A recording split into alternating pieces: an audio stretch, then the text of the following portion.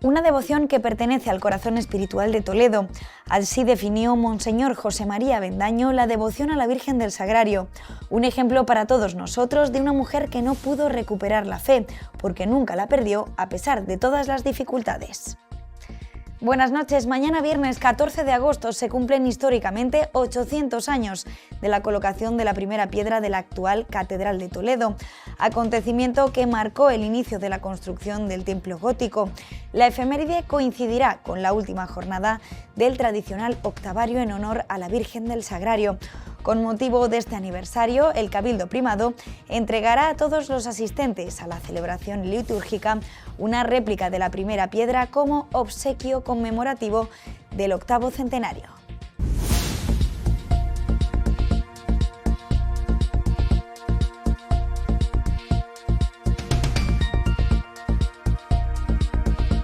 El Ministerio de Juventud e Infancia ha convocado este jueves a todas las comunidades autónomas para mantener una reunión técnica sobre la atención de menores migrantes no acompañados en Ceuta. Las comunidades donde Vox ostenta estas competencias, Castilla y León, Aragón y Extremadura, no han acudido al encuentro. Castilla-La Mancha mantiene su disposición a colaborar siempre que esté financiado por el Gobierno central. El 12 de agosto será recordado como el Día del Eclipse, un eclipse seguido en Castilla-La Mancha a pie de observatorio, de campo, de calle o de piscina, y que ha dejado imágenes y emociones que se recordarán toda la vida. A más de 30 metros de altura y con la vista puesta en el cielo de Toledo, el Cabildo de la Catedral Primada ha asumido la restauración del transparente, la gran obra de Narciso Tomé y una de las obras más singulares del templo, que aúna significado teológico, ejercicio de ingeniería y compendio de las artes de pintura, escultura y arquitectura.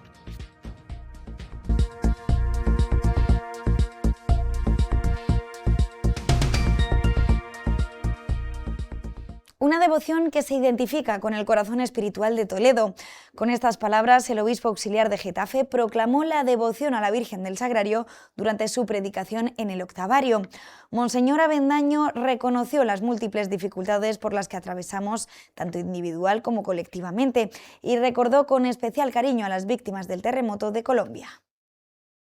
El obispo auxiliar de Getafe, Monseñor José María Avendaño, natural de Villanueva de Alcardete, fue el encargado de presidir la celebración del sexto día del octavario en honor a la Virgen del Sagrario, una celebración que estuvo dedicada especialmente a las hermandades y cofradías de gloria de la ciudad de Toledo. Monseñor Avendaño quiso detenerse en la imagen de María en la resurrección del Señor, el tiempo de gloria, y en sus primeras palabras definió así la devoción a la Virgen del Sagrario.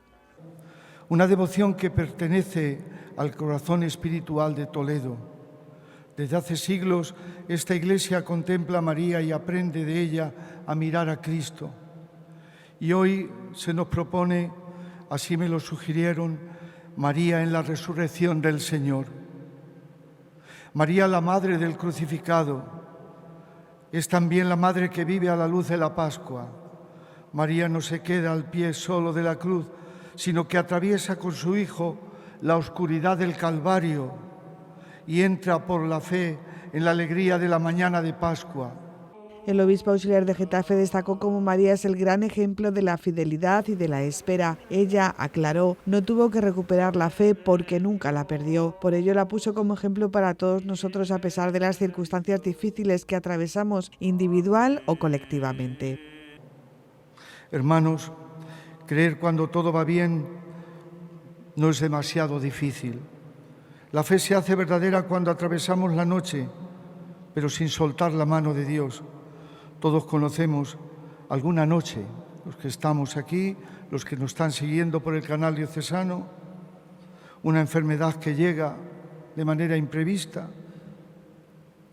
una persona querida que muere, un hijo que se aleja, un matrimonio que atraviesa dificultades, una soledad que pesa,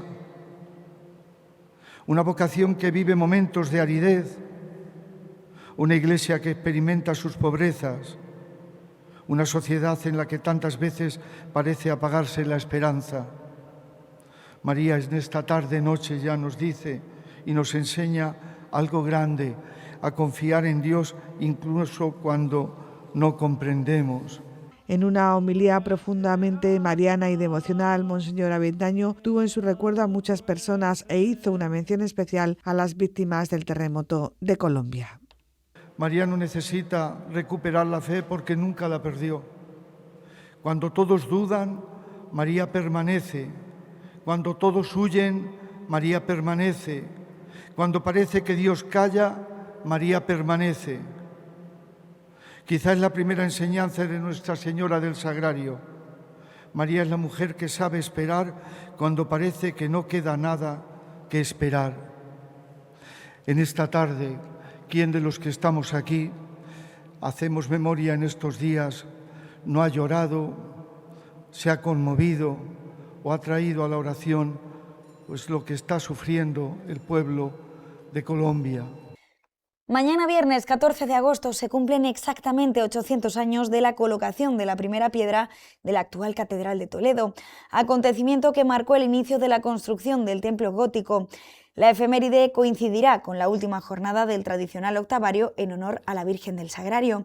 Con motivo de este aniversario, el Cabildo Primado entregará a todos los asistentes a la celebración litúrgica una réplica de la primera piedra como obsequio conmemorativo del 8º centenario. Ya el sábado 15 de agosto la catedral celebrará la festividad de su patrona, la Virgen del Sagrario, en una jornada que este año tendrá un carácter especialmente significativo por la proclamación pública de la bula del Año Santo.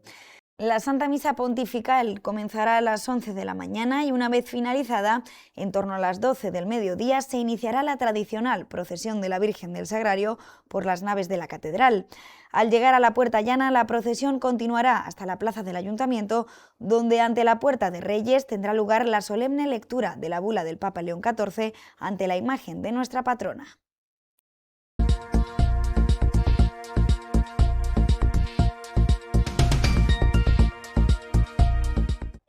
El Ministerio de Juventud e Infancia ha convocado esta mañana a todas las comunidades autónomas de forma telemática para mantener una reunión técnica sobre la atención de menores migrantes no acompañados en Ceuta, como preparación de la sectorial que se celebrará a finales de agosto.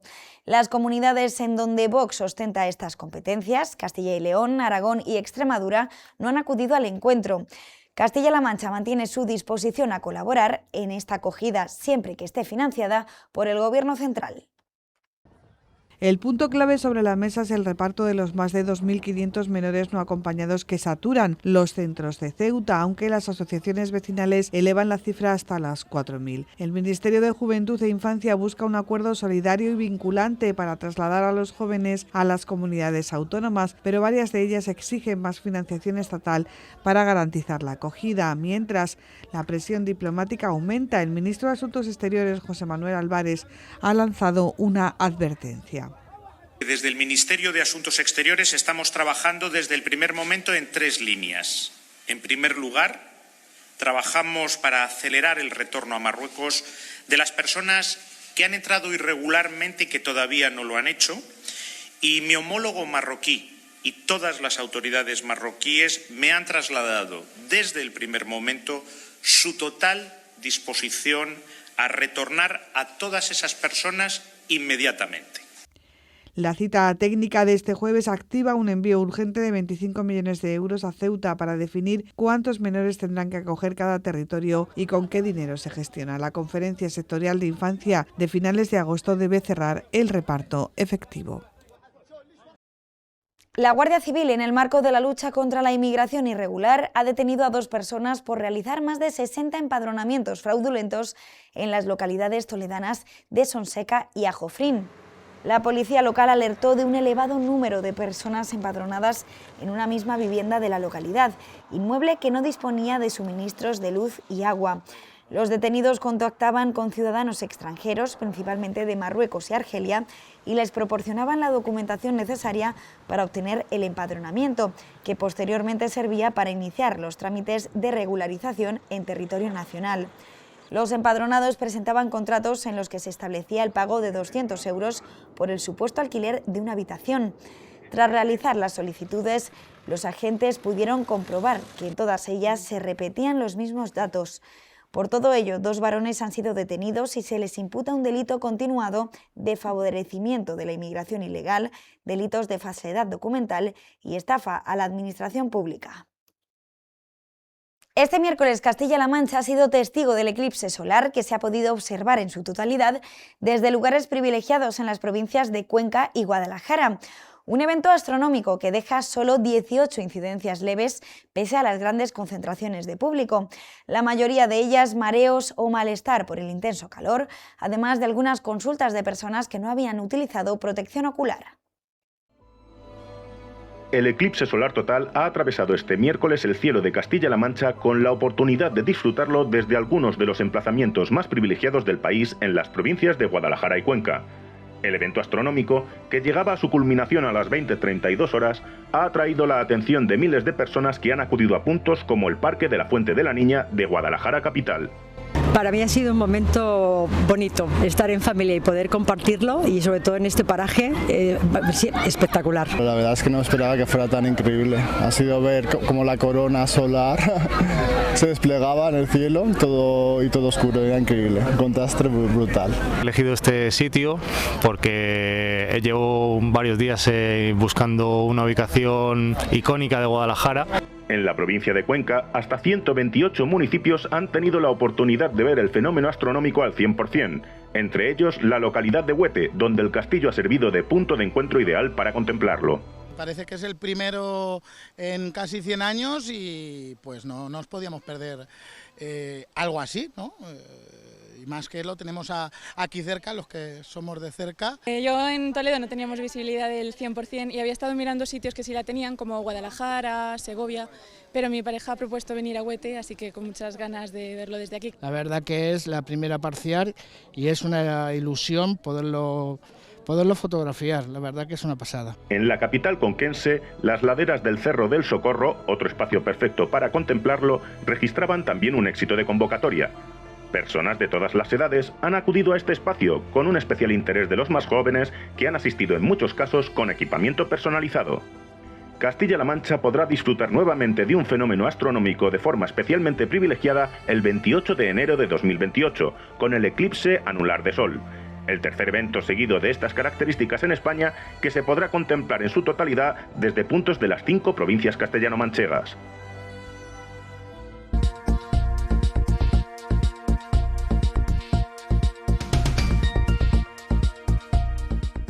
Castilla-La Mancha ha registrado cerca de 1,5 millones de desplazamientos bonificados en transporte público durante los 5 primeros meses de 2026. Entre enero y mayo se realizaron 1.489.000 viajes bonificados, 200.000 desplazamientos más que en el mismo periodo del año anterior. Los jóvenes continúan siendo los principales beneficiarios. 2 de cada 3 billetes subvencionados corresponden a este colectivo, que dispone de una reducción del 50% en el precio del billete.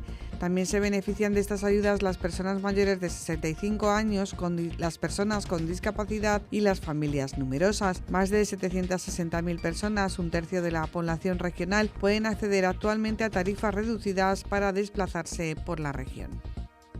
El Gobierno de la Diputación de Toledo garantiza un plan corresponsables en el medio rural con una inversión de más de 570.000 euros para cofinanciar actuaciones dirigidas a facilitar la conciliación de las familias y fomentar la corresponsabilidad en los municipios de hasta 10.000 habitantes. La aportación económica de la Diputación servirá para sufragar íntegramente actuaciones o servicios profesionalizados de cuidados dirigidos a facilitar la conciliación de las familias con menores de hasta 16 años y jóvenes con discapacidad superior al 33% de hasta 21 años, así como al impulso del empleo de calidad en este sector, tanto mediante nuevos servicios como reforzando o ampliando los ya existentes en los municipios y entidades de ámbito territorial inferior al municipio.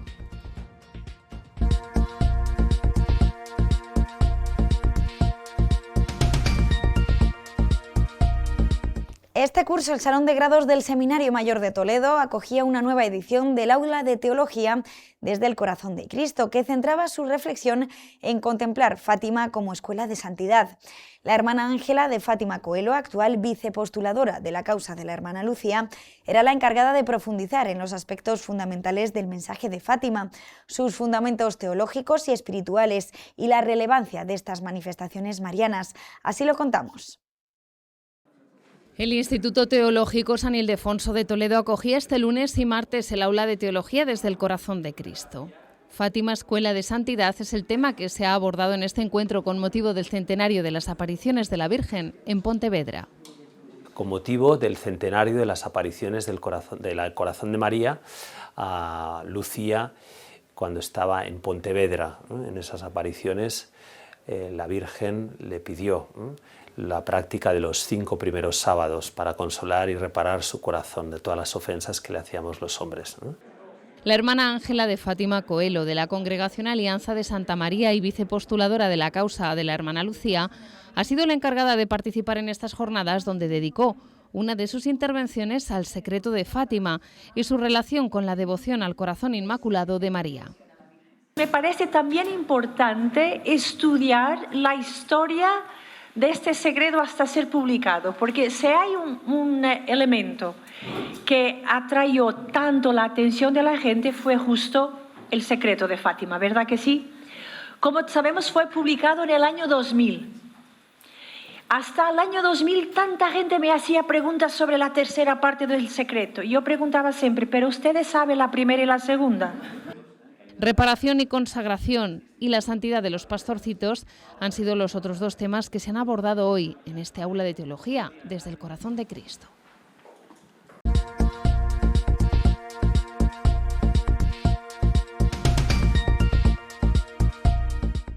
A más de 30 metros de altura y con la vista puesta en el cielo de Toledo, el transparente. El Cabildo de la Catedral Primada ha asumido la restauración de la gran obra de Narciso Tomé y una de las obras más singulares del templo, que aúna significado teológico, ejercicio de ingeniería y compendio de las artes de la pintura, la escultura y la arquitectura. Mucho le costó a Narciso Tomé convencer al Cabildo de la Catedral Primada de la idoneidad de construir este transparente, aunque ya se llevaba tiempo pensando en buscar la forma de hacer llegar la luz natural a la luz divina, la Eucaristía, reservada en el sagrario de la catedral. Con el templo primado ya acabado, los primeros proyectos llegan en el siglo XVII, en tiempos del cardenal Pascual de Aragón. Definitivamente es Diego de Astorga, el arzobispo de Toledo, quien pone en marcha a comienzos del siglo XVIII, en torno a 1721, esta obra, pues contratando a una familia de retablistas, escultores, arquitectos para llevar a cabo una obra pues realmente innovadora en el panorama artístico español, que es el transparente que toma el nombre de su autor, de Narciso Tomé. El transparente es el deseo, ¿no?, de introducir donde estamos, ¿no?, este chorro de luz para iluminar de forma real, con la luz natural, con la luz entre comillas divina, toda una estructura de retablo que tenemos, diríamos, en la cabecera, en la trasera, en la girola de la catedral. Y como he dicho antes, conectada con ese pequeño cuarto, esa pequeña, digamos, ese pequeño espacio donde estaba el Santísimo Sacramento. Finalmente será la familia de los Tomé quien consigan convencer al Cabildo para realizar este proyecto exuberante que combina ingeniería, arquitectura, escultura y pintura y que supone todo un compendio de conocimiento de la Sagrada Escritura, principalmente el Antiguo Testamento, y una exaltación a la Eucaristía. Ahora el Cabildo ha decidido proceder a su restauración integral, para lo cual ha requerido de los estudios históricos de Juan Luis Blanco, todo un reto, responsabilidad y oportunidad. El retablo es un conjunto de piedras de diferentes canteras, incluso hay piedras, mármoles traídos de Italia, de Carrara, que sirvieron para crear todo ese conjunto tan maravilloso de diferentes mármoles, jaspes y piedra berroqueña, ¿no?, o piedra granítica. Para unos, el trabajo está en el archivo de la catedral, para otros a pie de obra, o mejor dicho, a más de 30 metros de altura, donde se sigue día a día la evolución de este proyecto. Estamos, por tanto, ante uno de los grandes trabajos impulsados por el Cabildo Primado, que una vez más deposita su confianza en el equipo habitual encabezado por Antonio Sánchez Barriga. Un trabajo minucioso que pasa en primer lugar por identificar las técnicas utilizadas en la creación de esta obra y también los principales daños a recuperar. La problemática de las pinturas y recuperarlas es que en muchas zonas estaban a punto de caer. La pintura, piensen ustedes que son capas de yeso, que están, no lo voy a explicar como es la tecnología, pero son varias capas de yeso y una fina al final que la denominaban blanquillo porque estaba lijada, tenía una pequeña textura y por encima pinturas al temple. Una idea fantástica porque es muy difícil con un andamio de madera subido aquí sin perspectiva, incluso imitando un poco a la que es pintura al fresco, sin llegar a ser al fresco, porque no lo sabía, se llama pintura a la cal mezclada con pintura a la cola, ¿no? Y una vez realizado el diagnóstico, comenzar a curar esas heridas y proveer de los medios para que, en la medida de lo posible, no se vuelvan a producir. Aquí se acumula muchísimo calor. Los cristales nos hacen un efecto lupa que además incrementa ese calor en mucha temperatura y esto incide sobre todo sobre los morteros, como decía don Antonio, y hace que el ligante que tiene el mortero, esa última capa, se desprenda de los morteros que hay subyacentes. Ese ha sido nuestro mayor reto, el volver a darle cuerpo a esa capa que hay superior y volverla a cohesionar con las partes de atrás. Aquí lo que necesitas básicamente es que circule el aire, que no se condense, tanto humedades como calor. Eso luego lo vamos a conseguir con unos vidrios especiales que no lo aportarán Muñoz de Pablo, que van a filtrar luz y van a mantener la temperatura un poquito más atenuada. Un trabajo minucioso que se realiza, como decimos, a más de 30 metros de altura, con una temperatura elevada y que está en manos de dos restauradoras que combinan oficio y juventud.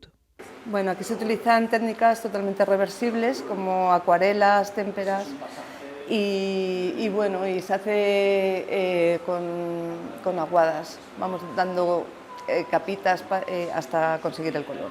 Ahora mismo estamos con la etapa de retoque pictórico, en la que en las zonas en las que había algunas faltas de pintura porque a lo mejor se habían perdido o había que estucar porque había desniveles, pues ahora estamos reponiendo color justo donde falta, poniendo los tonos parecidos al original.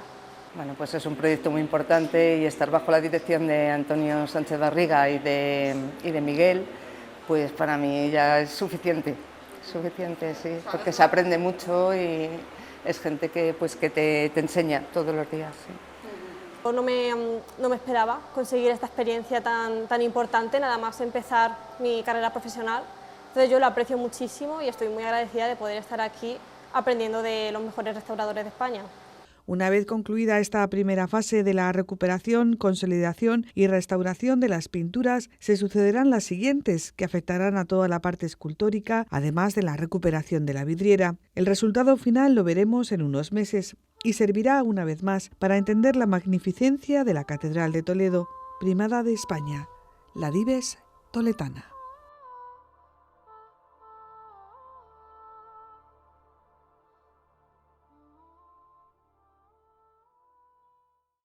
Y seguimos en la Catedral de Toledo para recordar uno de los grandes momentos vividos en este año. Hablamos de la restauración de las pinturas de Juan de Borgoña, halladas durante la restauración de la antesala de la sala capitular del Templo Primado. Tras un complejo proceso de restauración que se prolongó durante algo más de un año, ha recibido el premio Hispania Nostra y pueden ser visitadas desde mayo. La oscuridad no nos permitía imaginar el tesoro que dormía tras estos muros. Un lugar de paso, discreto, casi en penumbra, al que pocos prestaban atención. Tras capas de barnices envejecidos, repintes y los dos armarios colocados en 1780, se escondía la luminosidad del Renacimiento. 150 metros cuadrados de pinturas murales al óleo sobre yeso, 10 metros cuadrados de yeserías y 75 metros cuadrados de artesonado policromado de gran valor artístico en el denominado zaguán, concebido como antesala simbólica del espacio destinado a las reuniones del Cabildo. Tienen un zócalo, un muro donde están apoyados unos ángeles niños y otra parte superior que sale hacia la calle. O sea, tenemos un jardín fuera, este es el de la Virgen y fuera es del pueblo. Y los pájaros en el amanecer volando. Las paredes se abren ahora a un jardín simbólico inspirado en el Hortus Conclusus, del Cantar de los Cantares, un paraíso de flores, árboles, pájaros y ángeles que evocan las virtudes de la Virgen María.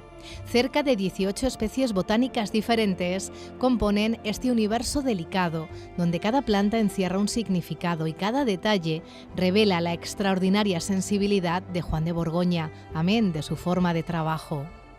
Lo curioso de todo esto es que no hicieron dibujo previo, que en el otro lado, en la sala grande, Juan de Borgoña dibujaba previamente, pero aquí se ha pintado directamente. Capa a capa, como quien aparta el polvo del tiempo, han ido emergiendo de nuevo los colores originales, los jardines y los cielos concebidos hace más de 500 años. Les invitamos a que agudicen la vista. Verán que hay calvas, que llamamos nosotros calvas, que falta pintura, pero nosotros le hemos dado una aguada para que ustedes cuando lo vean aquí, la imagen que están viendo les impresione porque parece que está todo. Y que no olviden la maravillosa portada gótica de acceso que originalmente pertenecía a la antigua capilla de Santa Isabel de Hungría, donde pueden contemplarse esculturas de Copín de Holanda y vidrieras del siglo XV. Tampoco levantar la mirada al artesonado al entrar en la sala. Tiene una característica que es muy parecido de Lara, también como hizo el anterior.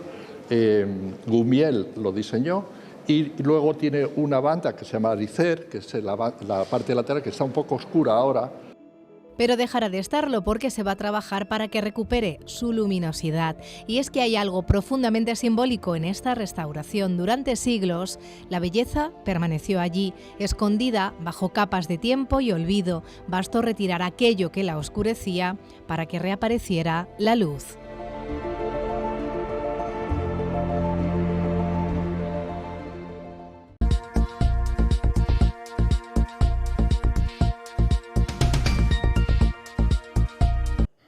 Viene un cliente. Pon el cartel de cita previa. ¿Lleva un cheque? Eso es solo los lunes. ¿Hoy es lunes? Haz el muerto.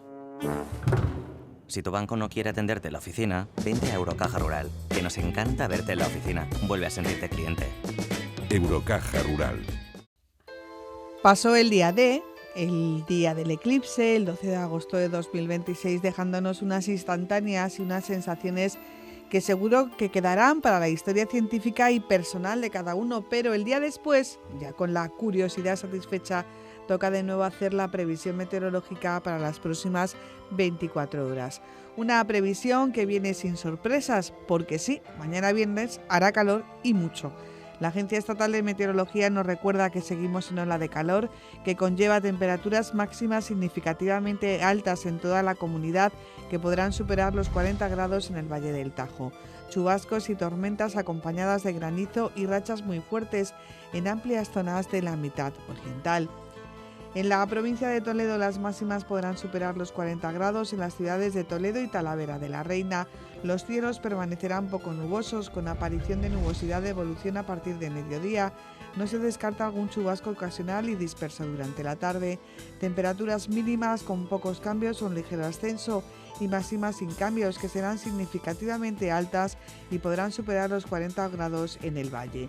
Viento flojo variable con predominio de la componente oeste, que arreciará a moderado del sur durante la tarde.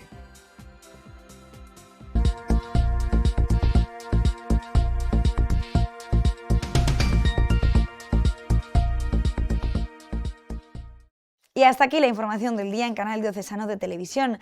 Si les gustan nuestros contenidos y creen que podemos llegar a más gente, solo tienen que acceder a Bizum, elegir hacer un donativo e indicar el código de Radiotelevisión Diocesana 1766. Envíen la cantidad con la que crean que nos pueden ayudar. Todas sus donaciones son importantes y nos hacen seguir adelante. Nosotros volvemos mañana a la misma hora con más noticias. Que pasen una buena noche. Hasta mañana.